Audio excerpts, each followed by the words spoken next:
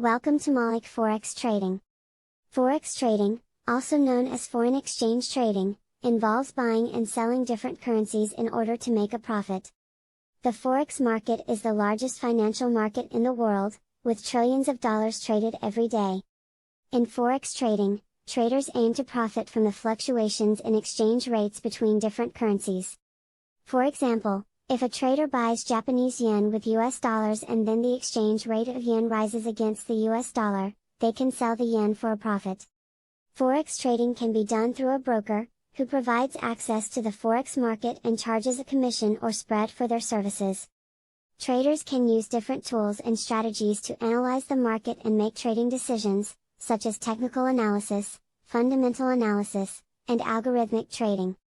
Forex trading can be risky and involves a high degree of volatility, which can result in significant losses as well as gains. It is important for traders to understand the risks involved and to develop a sound trading plan that includes risk management strategies.